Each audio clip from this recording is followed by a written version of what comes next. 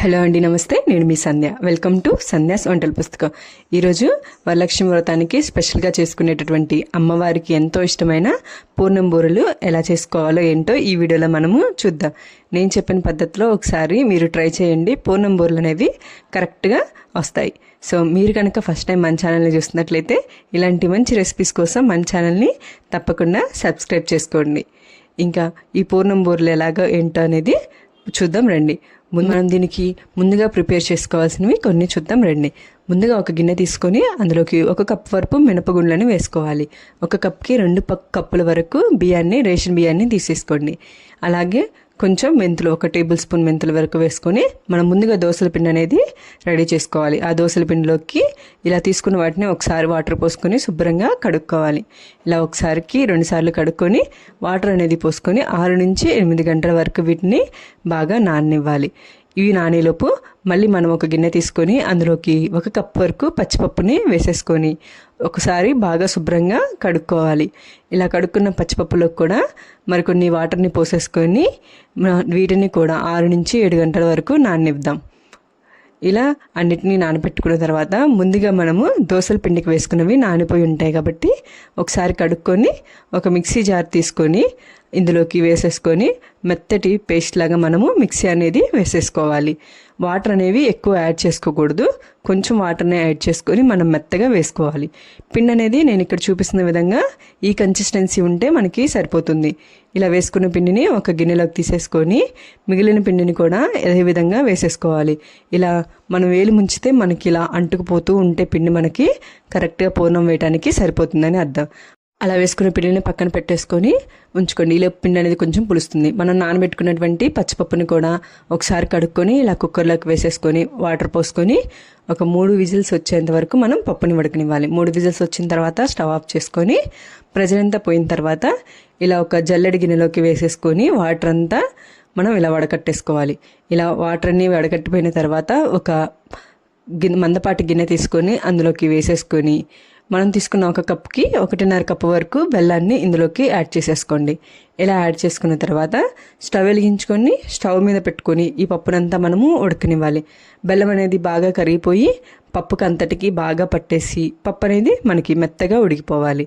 ఇలా అడిగంటకుండా కలదిప్పుకుంటూ నాకు 20 నిమిషాల వరకు మనకి పప్పు అనేది ఉడకడానికి టైం పట్టింది. ఇలా పప్పుని మనము కలదిప్పుకుంటూ చక్కగా పప్పుని ఉడకనివ్వాలి. ఇలా మనం పప్పుని ఇలా బాగా ఉడకబెట్టుకుంటేనండి, ఇలా ఉడకబెట్టుకున్న పప్పుని మనము ఫ్రిడ్జ్లో కనుక స్టోర్ చేసుకుంటే 10 నుంచి 15 రోజుల వరకు ఫ్రిడ్జ్లో అనేది స్టోర్ చేసుకుంటవచ్చు. ఇలా స్టోర్ చేసుకున్న పప్పుని మనకి కావాల్సినప్పుడల్లా మనము పూర్ణాలుగా వేసేసుకోవచ్చు. మనకి బెల్లం అనేది ఇక్కడ కరిగిపోయి పప్పు అనేది బాగా ఉడుకుతూ ఉంటుంది. ఇలా కలదిప్పుకుంటూ మధ్య మధ్యలో పప్పు అనేదాన్ని బాగా ఉడకనివ్వాలి. ఇలా పప్పు అనేది కొంచెం బాగా దగ్గరకు వచ్చినప్పుడు ఇందులోకి ఒక 3 టేబుల్ స్పూన్ల వరకు నెయ్యి అనేది వేసేసుకోవాలి. ఇలా నెయ్యి వేసుకొని ఒకసారి బాగా కలదిప్పుకోండి. మనకి పప్పు అనేది దగ్గర పడినప్పుడు స్టవ్ అనేది ఆఫ్ చేసుకొని పక్కన పెట్టుకొని ఈ పూర్ణం పిండి అంతా చల్లారనివ్వాలి. ఇలా దగ్గరకు వస్తున్నప్పుడు మనము ఇంకా స్టవ్ అనేది కట్ చేసుకోవాలి. ఇలా స్టవ్ కట్ చేసుకొని పక్కన పెట్టుకొని పూర్ణం పిండిని చల్లారనివ్వాలి.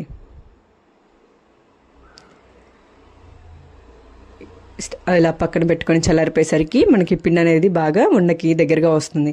చేతికి నెయ్యిని కానీ నూనెని కానీ రాసుకొని ఒక చిన్న నిమ్మపండు సైజ్ అంతా ఉండలాగా మనము ఈ పిండిని చేసేసుకోవాలి. ఇక్కడ నేను చూపిస్తున్న విధంగా మనం ఇలా పూర్ణాలన్నిటినీ చేసుకోవాలి. ఇలా మనకి ఎన్ని కావాలంటే అన్నిటినీ ఇలా ఉండలా చేసుకొని పక్కన పెట్టేసుకోండి. ఇప్పుడు మనం ముందుగా మిక్సీ పట్టుకున్నటువంటి దోసపిండిని తీసుకొని చూడండి, మనకి పిండి అనేది కొంచెం బాగా పులిసిపోయి ఉంటుంది. ఒకసారి అంతా బాగా కలుపుకొట్టుకొని 1 టేబుల్ స్పూన్ ఉప్పు అలాగే బేకింగ్ సోడాని వేసేసుకోవాలి. ఇలా వేసుకున్న తర్వాత ఒకసారి కలిపుకొని మనం ముందుగా చేసి పెట్టుకున్నటువంటి పూర్ణాలని ఇలా ఒక్కొక్కటిగా వేసుకొని ఇక్కడ నేను చూపిస్తున్న విధంగా పిండి అంతా ఉండకి అంటుకునే విధంగా అటు ఇటు కలిపుకుంటూ తీసుకొని ఇలా వేడిగా ఉన్న కాగిపోయినటువంటి నూనెలోకి ఒక్కొక్కటిగా మనం ఇలా వేసేసుకోవాలి. ఇలా ఆయిల్కి సరిపడినంత వరకు మనం ఇలా పూర్ణాలు అనేవి వేసుకొని పచ్చిదనం అంతా పోయిన తర్వాత 2 వైపులా తిప్పుకుంటూ పూర్ణం అనేది బాగా కాలనివ్వాలి.